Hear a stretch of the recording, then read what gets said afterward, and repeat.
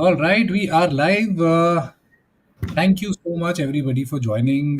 My name is Manan Puri, and I am the co founder of Strategy for GMAT and Dream Compass.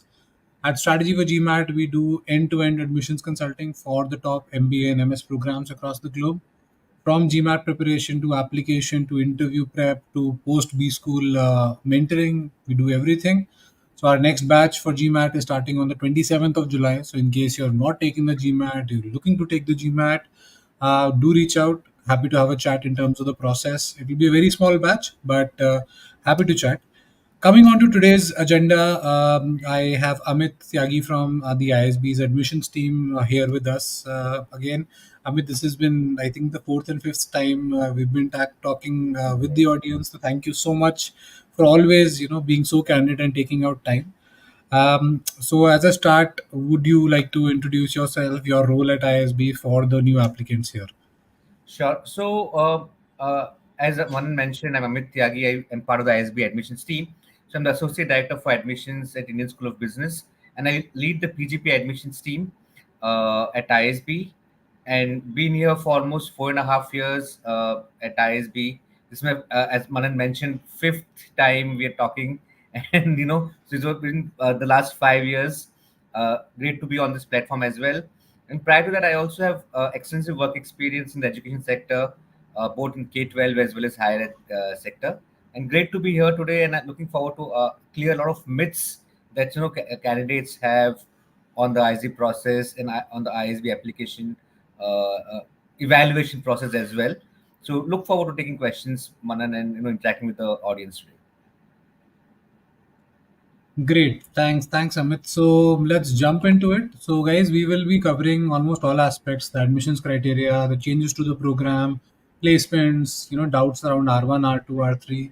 A lot of you have sent questions as well. We'll cover those. Plus, keep on sending questions in the chat window as well.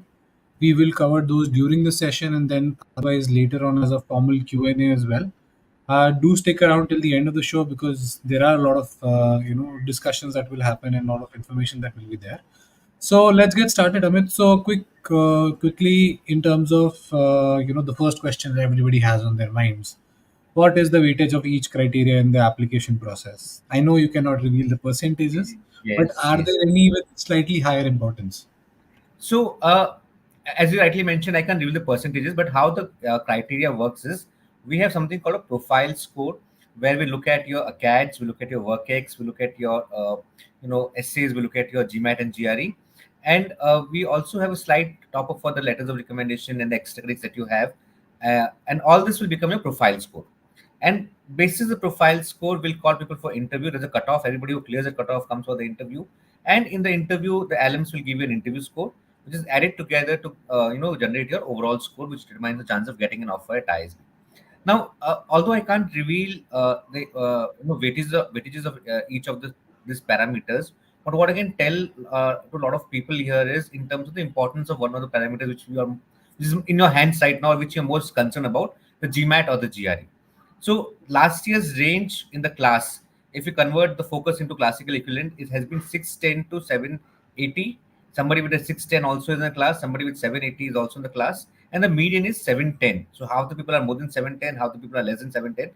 And if you look at the wide range, you will realize that it's not about one parameter alone, but we also lay importance on your ACADS, your WorkX, and by WorkX I mean your progression, your achievements, and so on and so forth, your essays, and so on and so forth. So don't just focus on one aspect of a profile. A lot of times I've seen people getting a 770 but still not making it to ISB. So don't just focus on one aspect, but look at the application process holistically.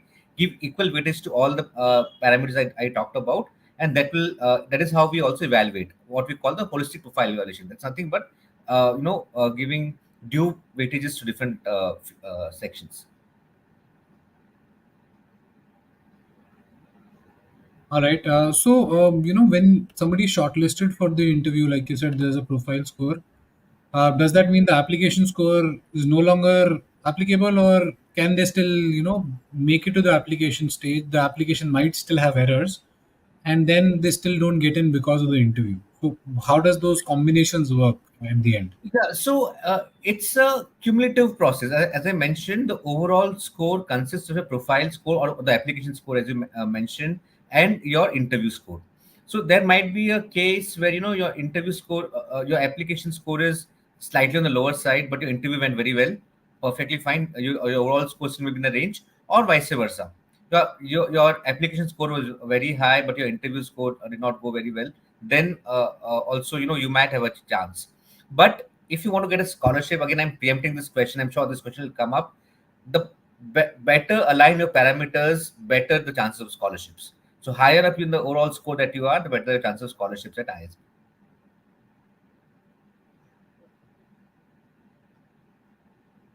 Right, right. So, on that point on scholarships, so, is GMAT again the more important criteria? Let's say somebody gets a 705, 715.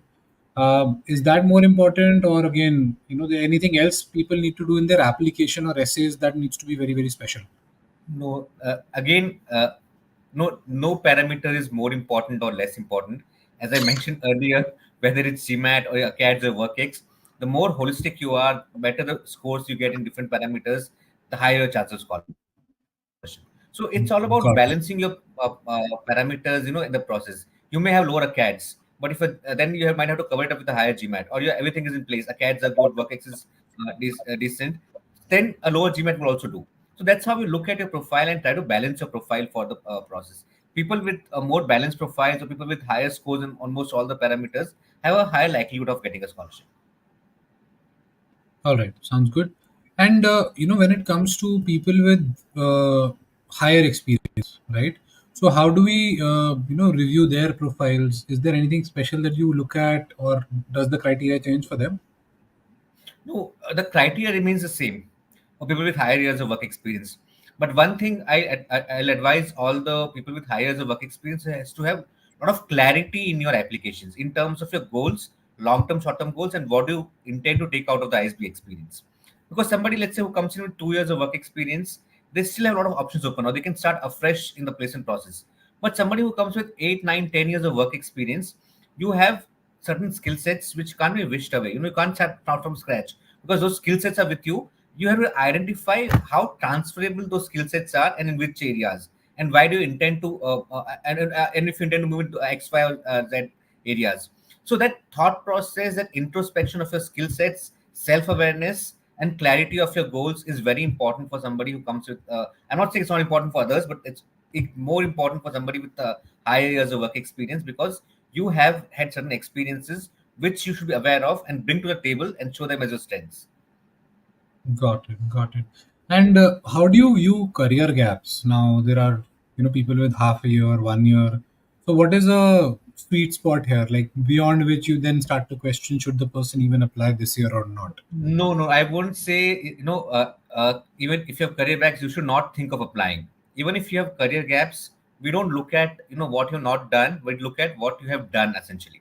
I have known people who have had taken career gaps for 3, 4 years to prepare for UPSC, right? Yes. And nowadays career gaps are not something to frown upon. We have all gone through uh, crisis few years back, the COVID crisis. A lot of people took breaks. Economy is such that people will take breaks, will take gap years for travel or to discover themselves. Perfectly fine. Only thing is, if you have a career gap, be prepared to talk about it in a positive manner. Yeah. Don't be defensive.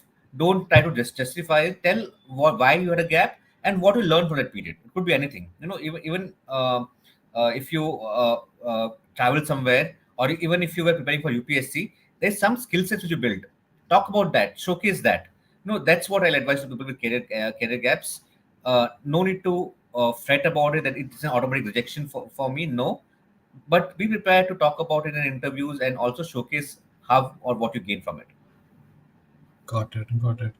Now, let's switch gears on admission, the admissions criteria to the changes to the program this year, and a lot of changes have happened, right? So, for a start, from a curriculum perspective, few of us saw the video from the dean.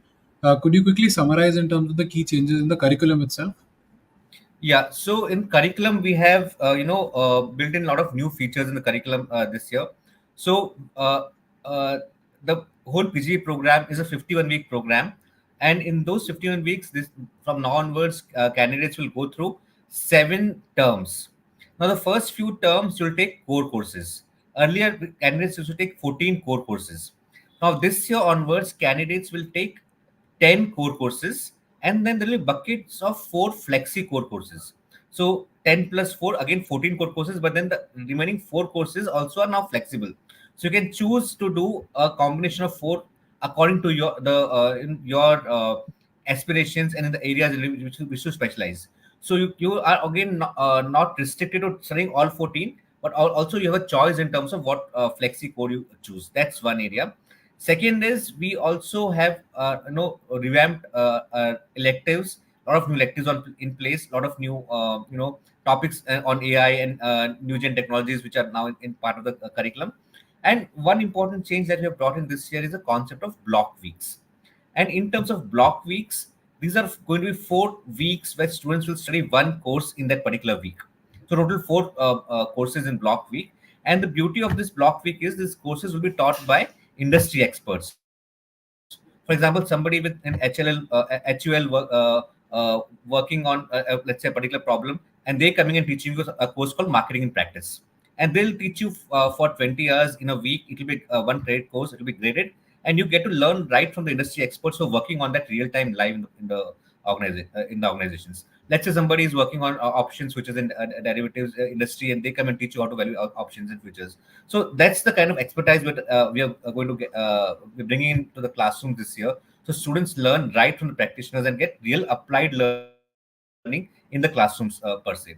Apart from that, we also have a lot of leadership coaching initiatives this year, mentorship for students, and a lot of activities aligned towards making them learn uh, uh, to learn lifelong. No, that's very interesting. Especially the part around getting coaches and industry practitioners to come and teach credit courses, which has never happened in the Never past. Yes, happened. there have been one odd seminar, etc. But this is actually game changing, and the This kind of is people that ISB can bring is just unparalleled in the exactly. industry. So I'm really excited about that. Sounds good. And now the key question, Amit, what is happening with EEO and YLP? Sure. So, with EU and YLP, we are in the process of revamping the whole process, and we'll come up with a revamped early entry option or re-up options for people who will fall into early entry bucket or the YLP bucket. And for them, we'll have some information by around August first week. So we are so all those people who are preparing for early entry option or for YLP for the next year. So people who are already in stage 2 of YLP, do not worry, your process will work as usual. But all the new people who are to apply to YLP, what I'll tell you is don't stop your preparation. We have something we are looking at coming out with the revamped EEO and YLP options for you, and keep preparing for your GMATs and GREs. We're doing that. You'll get to hear back from us in the early of a month of early next month, and you can take your decisions from there onwards. Right. So it's more like a 0 to 2 years experience in masters in management kind of a program that's there with a lot of It's schools. still we are working out what the specifics will be, but we will have something for early entry Details. option YLP soon. Sounds good. Sounds good. And any changes to the admission criteria itself, that stays the same, whatever you're looking That at. stays. Yeah. Okay. And will the PGP batch size then will go down from, let's say, 850, 900 that was there earlier to So something? we are this year we are at 820, and we don't foresee going it down further as of now. Okay. So basically, with the batch which had, okay, so because next year you'll have EEO and YLP from previous years joining, but Visas joining in. eventually it will go down, is what you're saying. It may not. That decision will take. So see, the batch sizes are depending on the constraints on the campus. So it's about the infrastructure. We want to give everybody who comes in the right experience on the campuses, right? In terms of classrooms, in terms of the various facilities that we have, and as long as we have that those infrastructure in place, we'll have the same batch sizes. And in future, we'll look at how we can increase that, or how what changes come in. All right, sounds good. Talking about now placements, Amit. So when it comes to placements last year, things, despite the market that was bad, things turned out fine. This year, how are you And now great impact foreseeing? here comparatively to the Right. conditions that we had. So things were great for placements last year.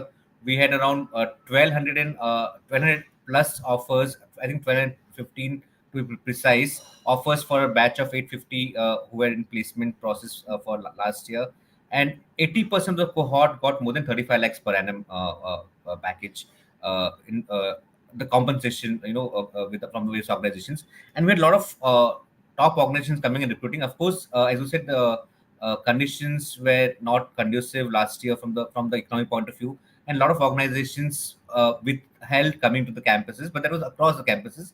But even in that scenario, we have been able to get good offers for our candidates last year. I'm sure this continues this year as well. Right, makes sense. And a couple of questions were around the kind of industries that are coming in, right? Hmm. ISB, of course, is known for consulting as a heavy school, same for product management. But apart from that, what's the major concentration of roles that come in? So we have a huge depth in terms of our placements. So although we are known for consulting and tech, and it's actually true. Name any consulting organization, and it hires from ISB. In fact, ISB is the largest recruitment campus for McKinsey from Asia, as told by the partners on record. So but although consulting we are very heavy, but we also have a huge depth in our placement. You look at tech, all the top tech companies coming in. The third biggest recruitment was from the finance sector, and then comes marketing. So if you look at the placement report which was released last year, first is consulting, of course, 33%, but closely followed by tech, 31%, then finance, 29%. So we have a huge depth, not just in terms of consulting, but also in a lot of other areas. Marketing, also a lot of top organizations hired from us. So, and this depth is because of the professional placement team that we have, which works out of various offices in the country to build relationship with organizations year on year. And that's the reason that we are able to place such a huge batch across sectors, across verticals, year after year. Right, sounds good. There have been a couple of questions in the chat from people who are 8 plus years of experience, Shreyasi, and I think it was Mini. Mhm. So, how difficult or easy is it for them to kind of change both industries and functions post ISB? Right. So the advantage of PGP program is, or why we want to do an MBA from ISB PGP, is that we offer positive career pivots to the candidates. So last year in our batch, 74% of the cohort had a functional shift, 70% had an industry shift, and others also choose to keep working in the same industry, but it depends totally up to you. How, as I talked earlier, how transferable your skill sets are, what areas are you targeting, and how you can pitch those skills which you had in your earlier stints, as well as what you acquired at ISB, and get a jobs. But anybody who wants a career change has to start working on it right at the time, since they start preparing the application, in terms of clarity about what kind of skill sets they possess and what how they will pitch that to recruiters. And we at ISB also have a lot of lot of sessions for students. I'm sure, Manan, you're part of a lot of them, as alums, interacting with students, where you're guided on how you can do that kind of career transitions at ISB. So it's easy, but of course, I won't say it's easy, but I'm sure, if you work towards it, it's possible. So 74% of the cohort has done it last year. I'm sure you can do it next year as well. Yeah, sounds good. So just I'll add, of course, it's comparatively difficult for people to do both, because if you're expecting the organizations that are coming in to recruit that they give you benefit for the number of years of experience, they will do it if they either get advantage of your function knowledge or a domain Exactly. knowledge. So it's difficult to do both at, let's say, 5 6 plus years of experience. Mhm. Lower than that, of course, you can definitely do that. So make sure when you come to the program, have that in mind, and that is the same across all schools. You name IIMs, PGPX, etc. Same thing applies to them as well. Um, Now, Amit, on the placements side, let's continuing around that. Uh, are there more international placements coming in over the last few years? The number has sort of gone down, maybe because of COVID as well. So, So what is the number has feedback? gone Yeah. down because of COVID. In those 2 3 years, movement was restricted across borders, and a lot of companies were not hiring. But that seems to be picking up. So I think right out of ISB this year, there have been 27 international offers on the campus. But then there are a lot of organizations which hire people for international locations, and orient them for 6 months in the offices, and then they go to their locations. So a lot of international mobility in terms of the Southeast Asia or Middle East or even UK and US. But right out of ISB campus, truly international offers on campus have been a bit on the lower side over the last few years. This year it's looking up, but a lot of people now moving out of after 6 months or so, which we don't count as initial international offers. Yeah. But companies Yeah. hire them for the international locations, train them for 6 months here, and then they go abroad to their various other offices. Correct, correct. And a lot of people then make the transition after a year or so as well. After a year or so as well, yeah. Many of my batchmates, they are sitting in Canada, Australia, Europe, multiple parts. I think a good 10-15% of the batch probably is out right now. Hmm. And that happens. Plus, a lot of people then source their own opportunities too. So it's a mix in terms of how badly you want. A lot of people then would go for exchange programs and then look for jobs there. So Right. it is doable. It's not as if ISB's brand name is not there. It's just the market. That's it. Um, just switching gears from placements to the key question again, people have who are applying for round one right now or in the middle of their GMAT prep. Last year, at least a lot of people observed. Again, feel free to correct them and correct me that it felt like getting in R1 was easier compared to R2 because there were a lot more applications in R2. Of course, R3 becomes a lot more difficult as well. Hmm. What is your view around all of this? No, so at ISB, it's not difficult in any of the rounds. It's not like R1 is easier or R2 is easier or R3 is easier. If you felt that, that's because of the quartile system which we of waitlist which we released last year. And I know a lot of discussions on that. I've been talking to a lot of people on that. But if you apply in ISB, whether you apply in R1, R2, or R3, the cutoff remains the same. It can go down but not go up. So whether you apply in R1, R2, or R3, there's no difference in terms of the evaluation criteria. So we don't want to make it easier for somebody in R1 or versus R2 or R3, because then it beats the purpose of getting in a right meritorious cohort. So go ahead, feel free to apply in any of the rounds, but make sure that your preparation is complete, your application is complete, and you're going to best shot, whether it's R1, R2, or R3. R3, I usually don't recommend to candidates because of the timelines. So if you apply in R3, your results come in March. And then a lot of people will face issues on the notice period size, arranging the loans, getting ready for the pre-reads and all those things. R, R1, I'll advise people always, because if you're ready, don't delay your application. If you get your results, if you get through in R1, by November, you're going to ISB in April, and you have solid 4 months to prepare for your ISB journey, building the networks, networking with people, having the city meetings, knowing people before you even go to the campus. So preferable R1, uh, I would suggest, but if only if you have your best application, or best, if you put a best foot forward. Otherwise, you apply in R2 or R3. People in R3 also have got 100% scholarships. People in R2 also have got the same kind of chances of getting in. So no difference there. Correct, correct. And like you said, I think the key part here is apply when you're ready. Apply when R1, you're ready. the only advantage of R1 is that you have good 3-4 months because a lot of activities happen, and that's about it. No matter what any consultant says, guys, they'll also ask you to apply in R2 because R2 is upcoming. They'll ask you to apply in R3 because R3 is upcoming. Apply when you're ready. R1 is not the only round that ISB has. People get in further rounds as well. Otherwise, there would be no R2 or R3 if that was the case. And the criteria is not different because they can't really have a better candidate in R2 and R3 versus R1. So First make time. sure you do that. Amit, you mentioned about the quartile system of wait Yeah. lists that was introduced last year itself. Hmm. Could you shed a bit more light in terms of how it works, because a lot of people Yeah. now are doing it for the first Yeah. time? Sure. So, since in R1, we are making offers to candidates, and we don't have a visibility in terms of how the class will pan out. So, at the end of the day, we have 820 odd seats or 850 odd seats, and we don't want to go too high or too low in terms of the class formation.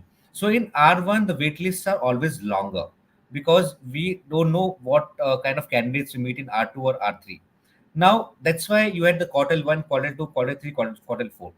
Again, then in R2, if we meet good enough candidates, then we'll have a consolidated wait list for both R1 and R2 or R3, and that's when the wait list is shortened. So a lot of people who are were in quartile three or four or two would have been given the rejects, and people in R2 will get a consolidated short wait list where they might be reassigned to different quartiles depending upon in a shorter wait list depending upon where they are in the overall pecking order. So that's the only difference, and that's why some people got moved from Q1 to Q4. They felt that our this thing has gone down. No, it's not that you've gone down. You are there, but we have got now tuned the shortlist down, the wait list down, and that's why we stand in the shortened wait list. So, Amit, is this the Q1, Q2, Q3 system operates like a railway wait list where Q1 gets sorted first, then Q2, then Q3, or is it profiles within Q1, profiles within Q2, profiles within No, no, Q3, no. depending on who rejects It's like them? a wait list. So Q1s have a priority. So you're higher up. So we are essentially telling people that if you're in Q1, you have a higher chance of getting in. If you're in Q4, your chances might be lesser. There are chances, And but if they might be somebody lesser because we are looking at round two and round three. You might. So if they want to look at other B schools, they can take a decision at that point in time. But somebody in Q1 or Q2 has a higher chance of getting in than somebody in Q3 or Q4. Again, it depends on year to year and how the pool pans out in different rounds. But that's how the system is. sounds good. All right. Okay, and few other questions, and these are now at random. And guys, the Q&A has formally started, so continue to post your questions. I'll pick up a few questions from the ones that we've registered, got through the registrations, and from here as well. The first thing, of course, is about the reapplicants. So, one, what should they do to improve upon their profile? And second, is there a different criteria compared to others for reapplicants? So for reapplicants, one thing they can do is they can reach out to the ISB admissions team on pgp@isb.edu and ask for a feedback on their last year's application. If you've gone to the interview stage, we will be able to give you a detailed feedback on what were your weak strengths, what were the areas of improvement, and then you can start working from there. Second thing is, in terms of reapplicants, we don't look at it separately. Your application is considered as a fresh application, except for the fact that you have to write additional essay on uh, what has changed in your profile since the last year or since the last time you applied, and that essay is used by the LMs in the interview to start conversations. So write something which you're very comfortable talking about, and which is something which you might want to highlight or showcase, because that's something will most likely to be picked up in the interview. So that's all. Otherwise, we don't go back and look at your last year's application, although we reserve the right to do so if we feel there's some discrepancy in your numbers. But we don't go back and look at last year's essay or last year's LOR. Feel free to use parts of them. That's fine. Uh, but there's no bias against the applicants at all at ISB. Okay, sounds good. Now, when it comes to you mentioned about essays, right? So they have changed this year. So why second time? In 2 years, and what should people do differently? So again, although they have changed, but if you look at the essays, the nature of the essay remains the same. Essays are mostly personal, at least the mandatory ones. They test your self-awareness, and they test your clarity of thought and your uniqueness of your experiences. So uh, look at those essays and introspect yourself. Now, one thing I want to talk about the essays is, and I'm also going to be preempting the question about chat GPTs and other things. The essays are deeply personal in nature, right? And it's about your story, it's about your experiences. You can't use chat GPT to talk about your experiences, they won't be there on the internet.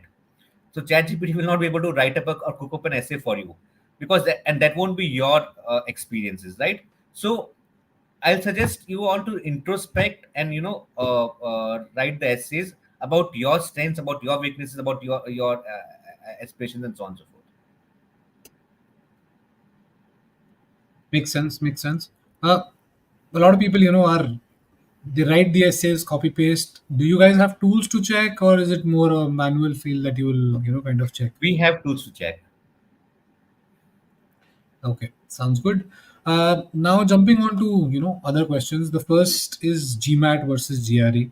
I know the school does not differentiate. However, the GRE averages are through the roof versus GMAT in terms of percentiles. If you look at, so what's the reason for that? I think that's also a function of the pool of GRE candidates. So, somebody would people who take GRE are looked at in their own right, and it's a function of the pool which is applying to the GRE candidates. It's not that averages are higher. The range last year was 306. Last year was 39, starting with 319. This year it starts with 317. So it's also a function of the pool of the GRE candidates who apply, because of which the range is higher. If we have more significant number of people applying through GRE than GMAT, then I think it will come down to that average scores of GMAT versus GRE, which most of the tables also show. But it's a function of the pool that applies through GRE. That because of that, I think the averages are so high. But there's no And bias in terms of GMAT or GRE at all. Apply with whatever score you have, or what a test you're comfortable with. Somebody with 306 also has got in GRE. Somebody with 317 also got in this year. So totally no bias at all. okay, and with respect to the GMAT Focus Edition, what has been the average this time around? So I the numbers have been very smaller to have a meaningful average, because a lot of people had an option to write, classical test by till March, I believe, and our deadline was 31st of March. So Gmail's focus numbers are very smaller. I'm not aware of the focus average at this point in time. I don't remember. In fact, but it will not be reflective of actually the average which should be this year. So number was very smaller to get a meaningful, observation from that particular cohort of focus Okay. applicants. But this year we expect the median to be around 92 percentile, 91, 92 percentile for the focus edition, which translates to somewhere around 655 to 645 to 655 in the focus edition. Which is slightly lower if you convert, to the 719, 718 Mhm. that's there. 710 Fair is enough. average. We're looking at median. So median is 710. Fair. Similar then. Okay. Great. Now, some people joined late, so we'll have to kind of repeat a few things. First thing on the YLP front, guys, there is no new YLP admissions that are going on. No EO as well. There will be a new program. The announcements will be made in August, It and stay may tuned to not be that. new program, it will be new format also. New We're not format. sure. It could be Okay. new format also. Okay. New format, and you'll get to know in August first week. Continue with whatever preparations you were having for GMAT or application prep, etc. And ISB will come back with all the details. Um, Now, on the scholarship summit, somebody is asking what is the academic criteria for a scholarship. If you can shed some light there. Sure. So we have, in fact, the two kinds of there are a lot of others also, diversity, ISAC, and others, but primarily two kinds of scholarships: merit and need come merit. So in terms of merit scholarship, the criteria is the performance in the ISB selection process, and there we look at all the factors. We look at your ACADS, we look at your work history, we look at your GMAT scores or GRE scores, we look at your essays, the interview scores, and so on and so forth. And a combination of all these factors will determine your scholarship. Higher up you are in all these factors, higher the chances of 100% scholarship. Now, in terms of need come merit scholarship, the first criteria is that your annual family income should be less than 18 lakhs per annum.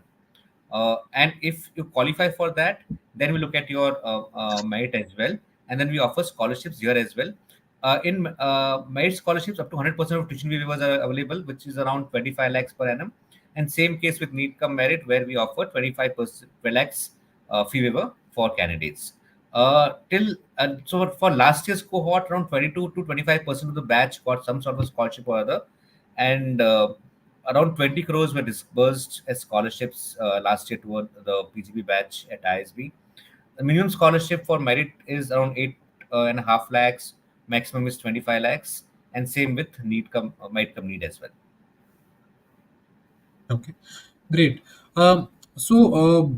Let's say somebody who's a fresher or somebody who's like 1.5 years of experience right now, and they're looking to get into PGP. If you can quickly draw a roadmap for them in terms of getting an ISB admit, broad things that they should do to build the profile, etc., what would that be? So if somebody's already a fresher, somebody's working right now, so your accounts already done and dusted.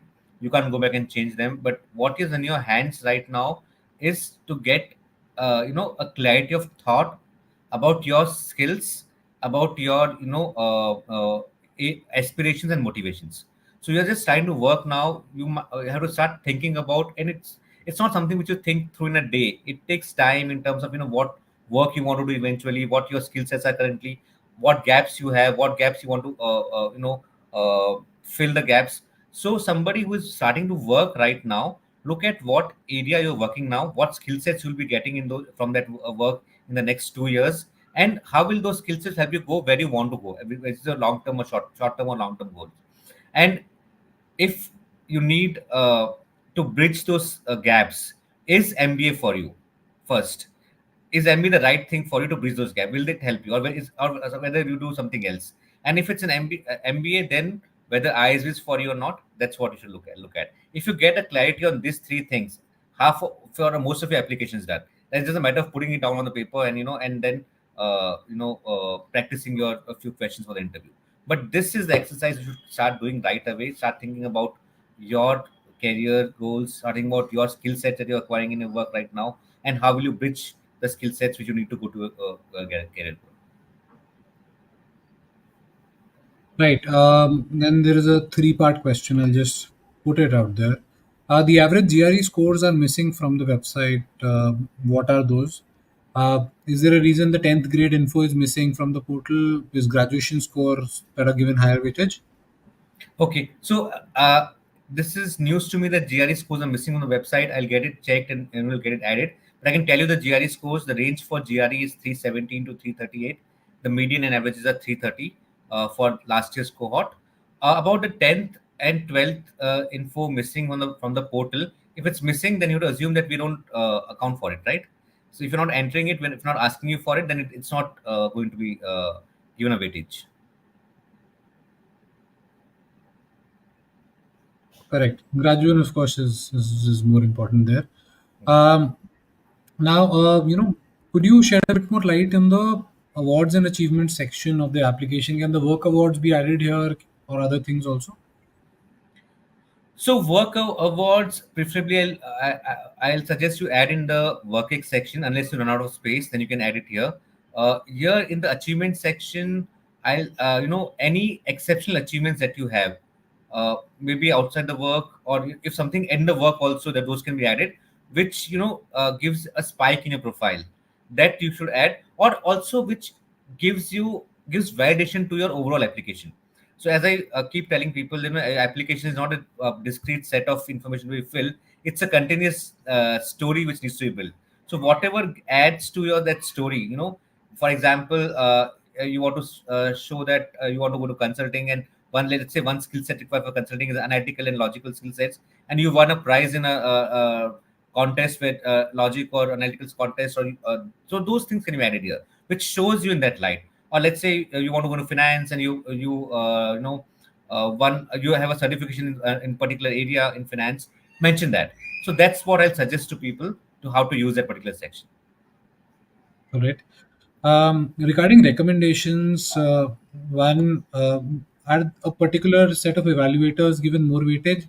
Broadly, in terms of, is it more senior the better? Is it internationally somebody is recommending you? What's the criteria there? No, no. The criteria is your professional relationship with the person, how well they have known you in a professional environment, or how closely you have worked with them, because they are to validate your skill sets, right? If somebody who's worked in an international environment, or has minimal interaction with you, or is 3 levels up, they may not be able to validate your skill sets to the extent who has worked with you on a day-to-day basis, or somebody who has seen you up close. So choose somebody who knows you professionally well and can vouch for your skill sets. That's what an LOR is, and that's why you should choose somebody who is well known to you professionally. And the duration of how much you have worked does not matter as much. It's more the how closely you work together. how closely you work And then they should have enough information to kind of to comment kind of about you. Yeah. comment about you. Exactly. Yeah. This is a good question. GMAT Classic versus Focus. Is there a difference in weightage as it phases out? No, no, there's no difference. Again, we look at percentiles. Now, scores are just a proxy for percentiles. So, percentiles are what will count. Right. Um, how much weightage is given to social work and extracurriculars? What should one do in the absence of these?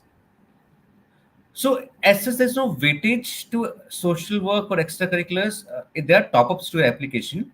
If you don't have them, you don't have them, right? Again, build your story, showcase your uniqueness. I've seen a lot of people, who come up to me and say that, uh, I have 4 months to apply. Should I join an NGO? I said, that's not how it works. you know, if you are interested, if it's a part of your interest, if it's part, then it's part of your, experience or personality, then it matters. So if you've been doing it for some time, if been doing it out of your own interest, it's fine. Show it. If not, it's fine. You might be doing something else, maybe something co-curricular, or maybe something in at your workplace. That's okay. Right. And more importantly, guys, if you're doing or engaging with an NGO only for your application, then it's not only the fact that your application might get rejected because there is no seriousness. The second thing is bad karma. You're trying to take advantage of somebody else's plight because you want to get into a particular B school. It's a pattern. It's something that comes from the heart. 3 months, 4 months, 5 months won't matter as long as it is authentic. That's the most important part here. Um, the other question is again on the batch size. I'll reiterate for the next few years. It's not expected to change in terms of the At least for the criteria. next year, it's not. So I can't comment after a few years. For Yeah, next year, it's not expected to change. yeah. Because next year anyway, the erstwhile people who've got into EE or YLP will be joining, so that will not change. So basically the intake for the PGP cohort 2 to plus years of experience, the number of seats kind of remains similar. Again, it's due to the capacity of the campus more than anything else. Okay. Now, somebody, a lot of people who are coming in from PSUs, very highly technical background, maybe language becomes a problem because of the kind of places that they work with. Are they at a disadvantage in terms of the whole process?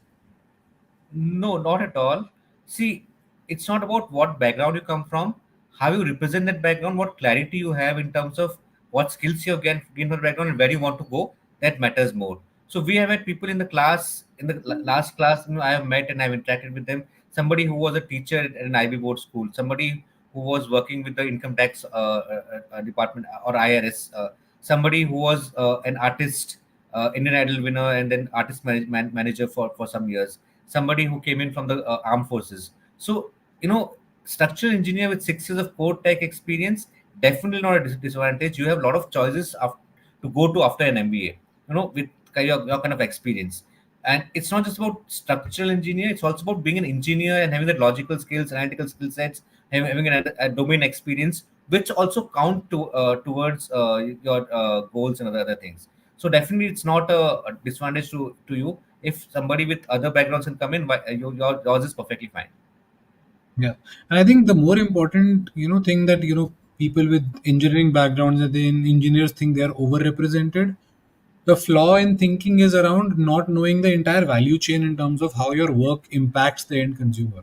Hmm. You demonstrate that level of maturity, you're not a just another engineer, and that applies to everybody coming from all backgrounds. That's very, very important.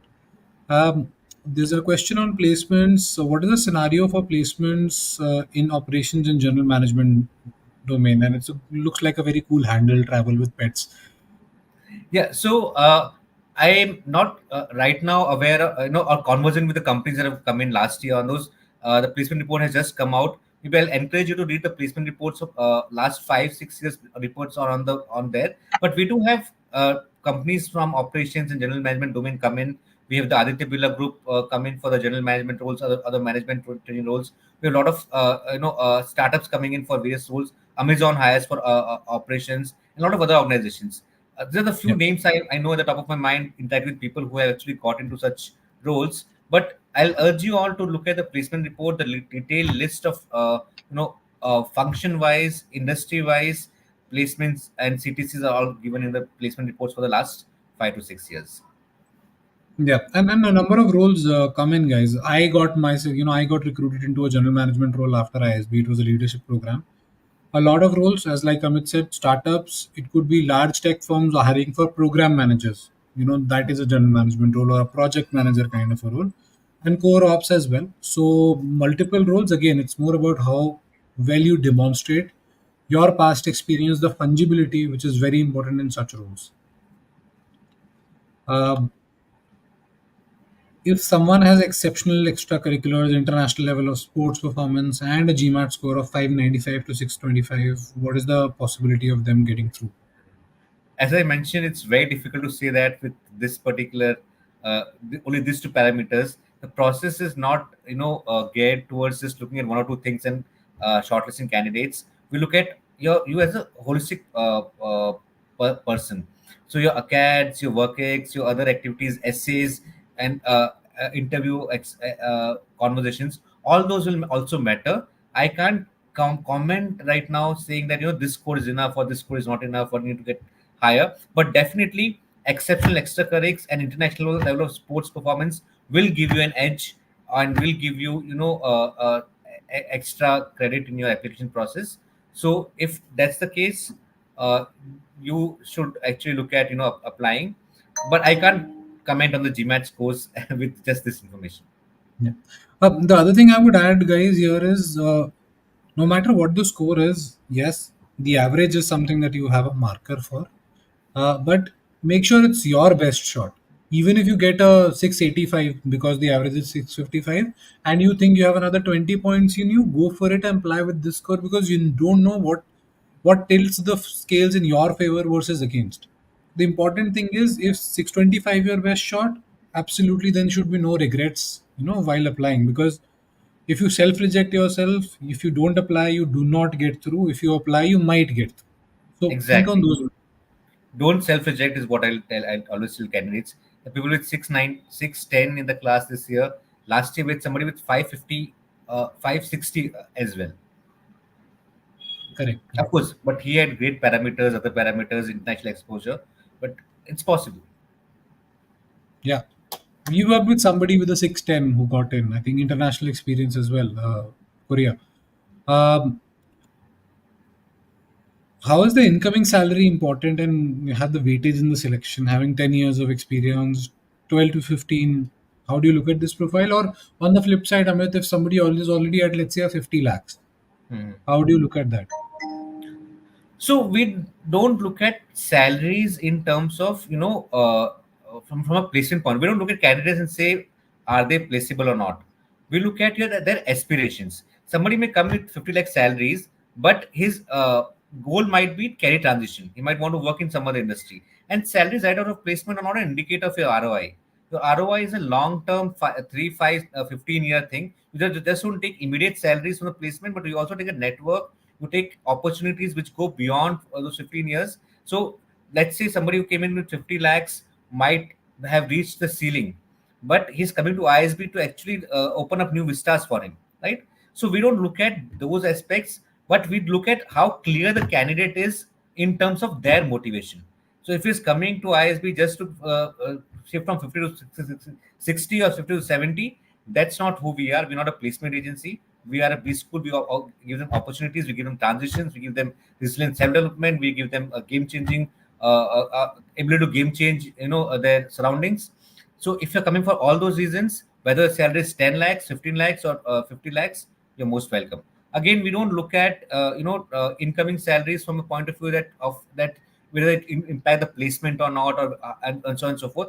As long as you are clear in your mind about your reason to do an MBA and that aligns with all the other skill sets or that you want to gain at ISB, you're fine. You're good to go.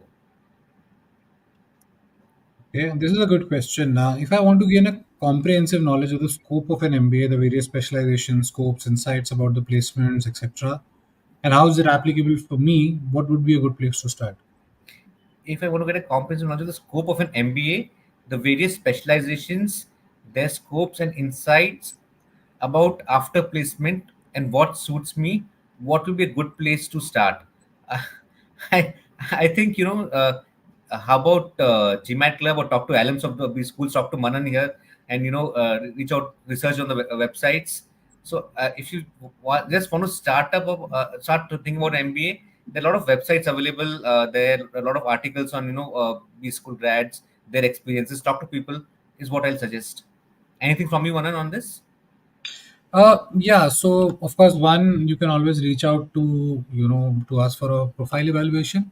But the first place, obviously, to start is go to ISB's website, look at the specializations, the courses that are there, and first of all, ask yourself what your goals are, because that is the first step. MBA is not the goal. MBA is a step towards the goal, and not everybody who goes to ISB is successful, and vice versa is true. So think about what do you want to do in the next 5 years, 10 years, or long-term career, and then see whether you'll be able to achieve it without an MBA, because that is the default state. Then look at whether an MBA will make sense or not, both from a financial, non-financial point of view, and then come to conclusions. Okay, this is the country I want to be in. This is the place I want to live. ISB is the right option or not. All of those things are there. So happy to chat. We have a free profile evaluation where I or other mentors from the team would reach out and do that. Feel free to reach out to us. Yeah. Um, what percentage of the entire cohort is in the 2.5 to 3 year work experience range? You can look at So the yeah, profile, I guess. Yeah. so the median work X was around 4 years for the ISB last year. What percentage is in 2.5 to 3 years? I don't have the figures handy with me, but I think that's available on our website. Yeah. It would be in my guess is around 15 to 20%, uh, roughly that. And similarly, people with 8+ years of work experience are also around 18 to 20%, which Yeah. translates to the batch sizes we have around 160 odd people. Yeah. Yeah. This is an interesting question because a lot of people who do CS, CA, CWA do not focus a lot on the graduation mark because it's open learning, competition is high, and then naturally the scores are low. So, how do you look at them? So we look at graduation marks as well, and but there will also be a weightage for your other degree that you got, CS or CA degree.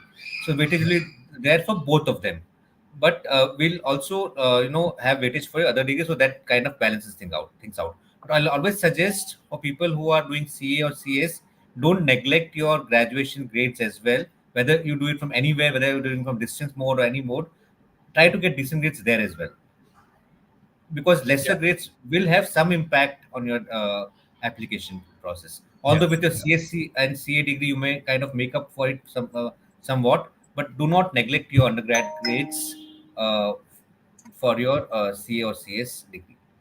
Yeah.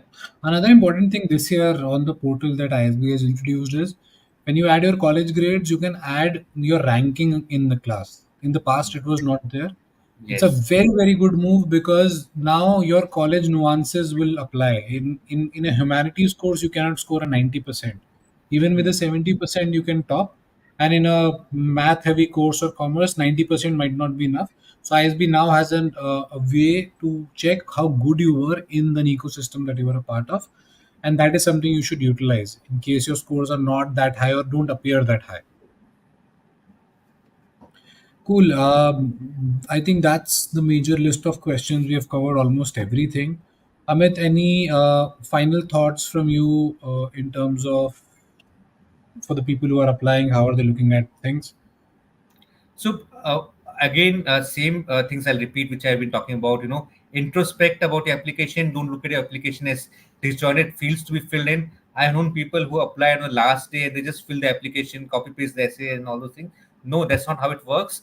And your application is a canvas which we can paint your story on, and it tells us much more about you than you might imagine in the profile evaluation stage. And final thing is, don't self reject yourself. As we've been talking, bring out your strengths, bring out your uniqueness. That's what we're looking at. We don't compare people across against each other. We look at each application as a unique application, and try to look at your strengths and your strong areas. So don't self reject, and try to bring out the best in your application. Absolutely, I think that's very, very important. Talk to alums, talk to multiple consultants who are out there. Of course, take everything with a pinch of salt because ultimately it's your journey. Make sure that you have a control on the entire process. Everybody else is there to help, there to guide you, but ultimately it's your call and your ownership that needs to be there. As I said earlier, feel free to reach out to us for a profile evaluation that is free, no sales pitch at all, and happy to have a chat. I love talking to people, understanding their backgrounds, and of course what their motivations are. So I'd be more than happy to connect with you guys as well. Thank you so much, Amit, again for taking out time. And early days in the process, but there's a lot of attraction and a lot of interest as always for the school. And kudos to you guys for working tirelessly on webinars, all the entire process, and answering all the queries. So thanks so much, and have a good rest of the week. Thank you, Manan. Thank you for having me on this platform, and all the audience wish you all the very best. And look forward to be seeing you, some of you in the class next year, on the campus Thanks. next year. I Yeah. don't take Same classes, here. so Yeah. yeah. Same here. We'll see you then. Thank you.